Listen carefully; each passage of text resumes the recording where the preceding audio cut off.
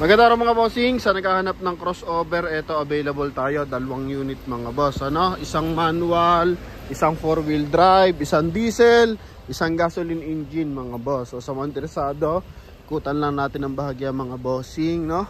And salamat pala sa ating mga subscriber mga bossing. So nasa 87,000 na tayo sa ating YouTube channel and 476,000 naman tayo sa ating Facebook. So salamat din sa ating mga followers sa Facebook mga bossing, no? Salamat sa pagsuporta. Kaya ito ngayong araw magbibigay ulit tayo ng mga mababang presyo ng crossover mga bossing. So wala na tong issue, no? So nung nakaraan kasi may mga issue to, so pinaayos muna. Nung nakaraan medyo mababa ang price na ito nung may issue pa, pero pinakleared na natin, kaya medyo tumaas ng konti yung presyo mga bossing. Pero all original ang mga mileage nito mga boss, no? Sa ating mga boss na interesado, so ito yung pagkakataon nyo, and same time negotiable pa to mga boss, no? Pwede pa itong tawaran mga bossing. Pwede kayong mag-offer mga boss ng presyo nyo, and try natin kung papayag yung may-ari ng sasakyan mga boss. So dito muna tayo sa ating Hyundai Tucson na 4x4 2012 to na release, pero 12 yung model pero 30 na release. So acquired 13 to. Yan, all-wheel drive, diesel engine na 2.0. So sa naghahanap dyan ng 4x4, ito available tayo mga bossing, no? Naka all disc brake yan mga boss, and same time naka mags na rin. Coding nito is Tuesday. So gamit na ilang gulong dito mga bossing is R17, naka 5 stud. Yan mga boss. Kulay silver yung ating unit. Ito lang yung issue niyan mga boss, basag yung kanyang rim visor. At the same time, meron na rin siyang roof rail. Presentable in out to mga boss. Yan, Hyundai Tucson, diesel engine to mga bossing, ha? Ito mga boss, 460, binibigay sa atin ng 420, then negotiable pa upon viewing or sa mga sure buyer, sa mga subscriber natin or sa mga followers. So ito mga bossing, no? 420 lang to sa atin. Then ito mga boss, mileage nito is 79,980 mga bossing. Naka ano to, 1 din audio system mga boss, pero yan nga, presentable in out, automatic transmission, mayroon siyang plus minus mga boss. So pwede ka mag manual mode. Yan, then ito yung kanyang second row. So sa mga naghahanap dyan ng crossover mini SUV, ito mga bossing, ha? Available tayo, Hyundai Tucson. Sa likuran is ito, naka 2i reverse parking sensor. And ito nga mga boss, naka all-wheel drive mga boss. Okay, ito yung likuran yan. So maluwag ang compartment, may luggage tray, then foldable yung upuan. Ito detachable din to mga boss. Mas na may ilalagay pa tayong mas maraming bagahe, so pwede pa siyang mababa. So walang issue ng bangga to mga bossing. Okay, yan. Then sa gulong, silipin natin. Gulong mga boss, sobrang kapal pa, 85% tread life pa mga bossing. Okay, may cladding sa sidings, may mga konting gas-gas. Retouchable ng bahagya yung ating unit mga boss para mas maging presentable. Ito naman yung kanyang front area. So may seal guard ng Hyundai Tucson. So hindi pa siya masyadong lundo yung ating mga upuan. May armrest na rin mga boss. Yan. Okay. So sa mga naghahanap dyan ng crossover, diesel engine, eto mga boss, oh. Yan, ha? Hyundai Tucson 4-wheel drive. Okay, so gamit nilang gulong dito, Dunlop mga boss. Sa front area, so wala namang basag yung kanyang mga headlight, and clear pa siya mga bossing. May konting gas-gas dito sa front area, pero yung kanyang fog light wala din basag mga boss. Yan, syempre silipin natin yung kanyang engine bay, and same time may signal light na rin sa kanyang side mirror. Ito mga bossing. So optional 4x4 mga boss. So pwedeng naka 4x4, pwede naka 4x2 mga bossing, ha. So depende sa road condition or depende sa driver kung gusto nyo mag 4x4 or hindi. Pero kagandaan dito, if ever na rough road o kaya medyo maputek yung mga daanan, so pwede tayong mag 4x4 mga bossing. Ito yung engine nya, so 2.0 na diesel engine mga boss, ha. Yan, ito mga bossing. And naka-turbo yan mga boss. Okay. And ito mga bossing, syempre walang usok-usok yan mga boss. Walang usok, walang talsik mga bossing, ha. Cleared tayo dyan mga boss. Naka ABS na rin. And lamig ng aircon mga boss. Magtataw sa lamig. Yan mga boss.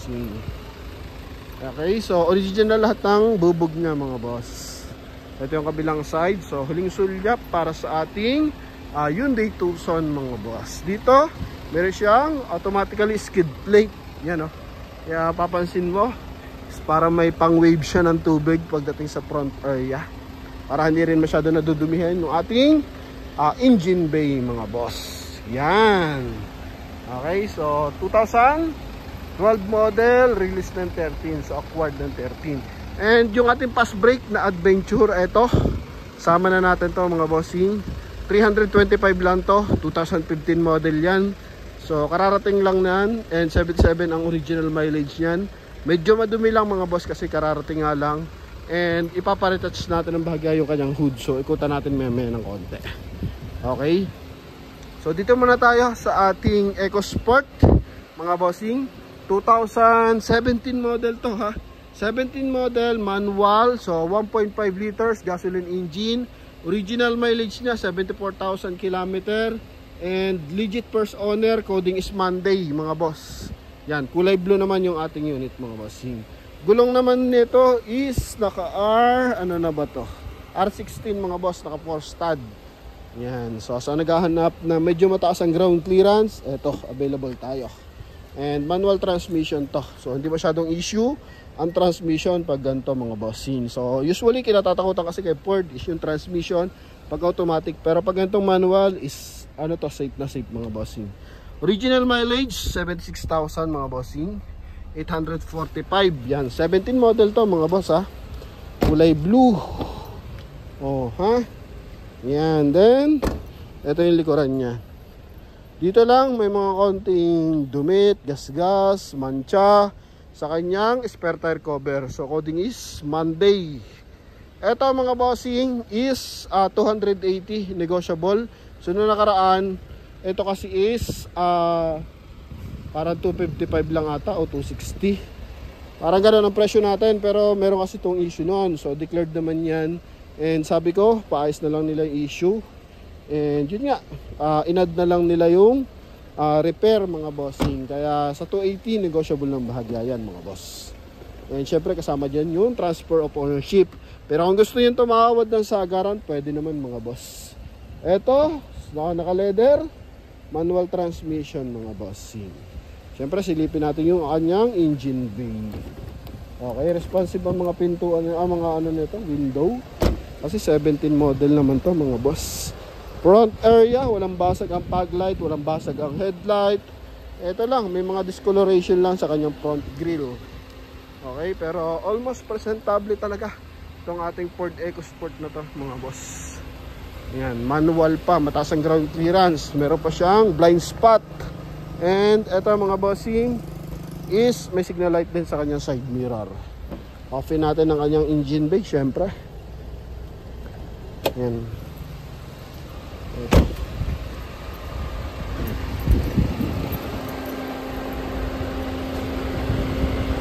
Kulay yellow yan. Eto mga boss yan. Konting songket mga bossing. Yan. So hindi pa ito na-detailing mga boss.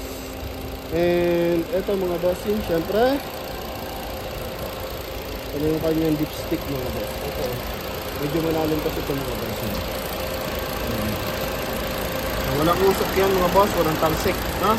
So for detailing na ito, naka-schedule lang. So nakakaabusan lang tayo ng mga detailer mga boss. Pero ipapalinis na rin ito natin. Yan. Intact pa yan. Tinira ng pusa nga yun mga boss eh. Issue na ito no nakaraang kalampag mga boss. So pinaayos na. Para at least pag malalayo ang ating buyer o FW. So pag nireserve mga bossing, klarado na, ready to use na yung ating Ford EcoSport. Tsaka yung ating tawag dito Hyundai Tucson. So gas, engine, manual. And ito naman automatic 4x4 diesel naman. Then ito yung ating adventure mga boss. Pakita lang natin bahagya no. Ayan. Kala ko maandar eh. So ito ang ipapano niyan sa 320. Ito paparetouch. mga bossing. Ito naman papuputiin lang to eh. Yan, mapapuputi pa yan. Then yung kanyang mags is gagawing silver. Kasi original niyan is silver ang kulay mga boss. Yan. Then ibabapping, detailing mga bossing. Mura to sa 320. Concern lang natin kung kasama to or hindi mga boss. Pero 325 kasi ang binigay nilang net price sa akin dito mga bossing. Okay, mura to mga bossing sa 325, 2015 model GLX na 4056 10-seater mga boss. Ito lang yung mga issue niyan. Yan, possible din nakasama yan mga boss. Yung mga small na dent mga bossing. Okay, pero yung hood tsaka yung mags, so gagawin ano yan, kulay ng stock mga bossing. Then bapping lang. Yan, so open ba ito? Ito open pala. Then ito naman dashboard, malinis ang dashboard niyan mga boss. Mileage nito yan, 77,929. So galing bangko to sa mga willing mag-waiting ng papers. Ito, kita niyo naman ang mga upuan, mga presentable pa. Yan oh. Walang kapunit-punit. Talagang kung ano kung dumi dumating, ito lang basag ng konti. Pero ano lang naman to, kagagamit siguro. Yan mga boss. Then detailing lang yung kanyang ceiling. Noon nakabenta tayo ng pula nito eh. No? Yan. So ganun lang din ang presyo mga boss. Fast break lang. Hindi na tayo nag-ano na matataas na price mga boss. Okay? Yan oh. Oh, medyo madumi mga bossing pero walang kang ipapa-repair dito. Oh, ha? Yan. Puro mancha lang yan. Pag na-detail yan, sobrang kinis na. And mura pa mga boss. Usually ang bentahan, pinakamababa na ito ata sa market 370. May 400 pa kasi 15 model to eh. No? Pero sa atin mga boss is 325 mga bossing. Ito i-retouch to. Yan ha. Okay, tinawag na yan sa paint shop mga bossing. So yun lang mga boss. Pwede na ito is Tuesday registrado pa to. Yan. No? Yun lang mga bossing. So sa mga interesado sa ating unit, yan sinama na natin ha. Yung ating adventure. Okay? Yun lamang naman mga boss. Bale, 3 unit yan mga bossing. So tawag na agad mga boss. And salamat ulit sa ating mga mahal na subscribers, followers, and sa mga magsusubscribe pa. So thank you. And malaking tulong yan para sa ating mga mahal na viewers na mamimili mga boss. And hoping lahat ng ating mga viewers soon maging buyer din natin mga boss, no? Yan. So abangan nyo lang yung pa-Gcash Promote PH mga bossing, no? Sineset lang natin yan mga boss. And pahintay lang mga bossing. So I think magla-live tayo sa YouTube or sa Facebook. Pero konti na lang mga boss. Niipon lang natin para mas malaki mga bossing. So around 10,000 yung ipapa-Gcash natin. Kasi hindi pa ako nakapag-subscribe, so mag-subscribe na kayo. Thank you.